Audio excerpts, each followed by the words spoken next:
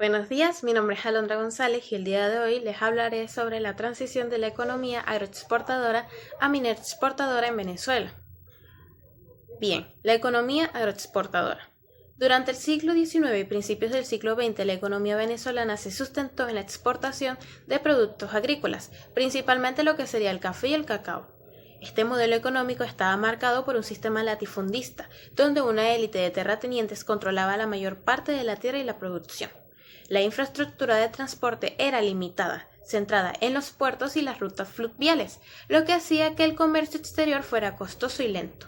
La economía era vulnerable a las fluctuaciones de los precios internacionales de estos productos básicos, lo que generaba periodos de auge y crisis. Ahora bien, contexto económico e histórico previo. A lo largo del siglo XIX, Venezuela vivió en un estado de inestabilidad política crónica con constantes guerras civiles y caudillismos. Presidentes como Antonio Guzmán Blanco intentaron modernizar el país con la construcción de obras públicas, pero la base económica seguía siendo agraria y dependiente. A inicios del siglo XX, con la llegada de Cipriano Castro y luego de Juan Vicente Gómez, se inició un periodo de relativa paz que sentaría las bases para la explotación petrolera. Este último, un caudillo autoritario, centralizó el poder y facilitó la entrada de compañías extranjeras, viendo en el petróleo una fuente de ingresos para fortalecer su régimen. Ahora bien, la transición de agroexportadora a minera exportadora. El punto de inflexión ocurrió con el descubrimiento de grandes yacimientos de petróleo, aunque ya se había realizado exploraciones a fines del siglo XIX. El Pozo Sumaque I, perforado en 1914, y sobre todo el reventón del Pozo Barroso II en 1922 en el campo de la Rosa Zulia, marcaron el inicio de la explotación a gran escala. Esto atrajo poderosas empresas transnacionales como la Royal Dutch Shell y la Standard Oil, que obtuvieron vastas concesiones para la explotación y la exploración. Ahora bien, la transición no fue una decisión planificada por el Estado para diversificar la economía, sino que fue una respuesta a la llegada de capitales y tecnologías extranjeras. La economía dejó de girar en torno a la agricultura para depender de la renta petrolera, es decir, los ingresos que el Estado tenía de las regalías e impuestos que pagaban las compañías extranjeras.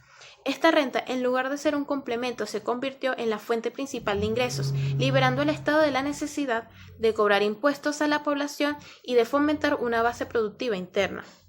¿Qué fue lo que generó esto? Pues un cambio fundamental en la relación que tenía el Estado y la sociedad. El Estado venezolano se volvió un agente distribuidor de la riqueza petrolera, financiando proyectos y subsidios y no un promotor de la producción. Este modelo de Estado rentista debilitó la capacidad productiva del país y creó una cultura de dependencia del gobierno. Ahora bien, los logros y los avances. El auge petrolero, especialmente a partir de la década de 1940, permitió una rápida modernización del país. La renta petrolera financió la construcción de una extensa red de carreteras y hospitales, además de escuelas y grandes proyectos de infraestructuras. La urbanización se aceleró y las grandes ciudades como Caracas, Maracaibo y Valencia crecieron de forma exponencial. Se implementaron políticas de bienestar social y se consolidó una clase media que gozó de un alto poder adquisitivo. Además, se fortaleció el Estado venezolano que, a través de la creación de la empresa estatal Petróleos de Venezuela, es decir, PDVSA, en 1976, logró nacionalizar la industria petrolera, asumiendo el control de la principal fuente de riqueza del país. Ahora bien, ¿cuáles fueron las consecuencias y los desafíos? Pues el desinterés por otros sectores. La agricultura, que en el siglo XIX fue el pilar de la economía, se abandonó progresivamente. Venezuela pasó de ser un país exportador de café a un importador neto de alimentos. También estaría la vulnerabilidad económica. La economía se volvió extremadamente sensible a las fluctuaciones del precio del petróleo. Los periodos de bonanza se alternaban con crisis cuando los precios caían, afectando el financiamiento del Estado y los proyectos sociales. También estaría lo que es el efecto enfermedad holandesa. La entrada masiva de divisas por la venta de petróleo causó una apreciación de la moneda local, lo que hizo que las exportaciones no petroleras fueran más caras y las importaciones más baratas. Esto ahogó la industria nacional y la producción agrícola. Por último, tendríamos lo que es la corrupción y el clientelismo. La enorme cantidad de recursos en manos del Estado creó un caldo cultivo para la corrupción y el clientelismo político, donde la riqueza se distribuía a través de redes de influencia en lugar de por la meritocracia o la eficiencia económica. Algo de lo que se tiene que hablar es del impacto ambiental, pues la transición a una economía minera exportadora trajo un costo ambiental significativo.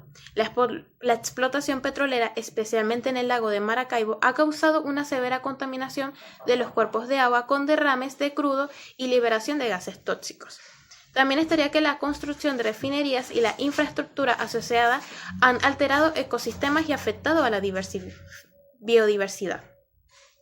Por último, para concluir, podríamos decir que la transición venezolana fue un proceso que transformó radicalmente el país, ya que la llegada del petróleo trajo la modernización y prosperidad, pero también creó un modelo de dependencia, vulnerabilidad y desafíos socioeconómicos que, al no ser abordados a tiempo, se convirtieron en los cimientos de la profunda crisis que el país enfrenta en la actualidad.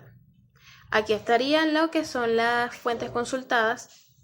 Y sin más que decir, muchas gracias por su atención.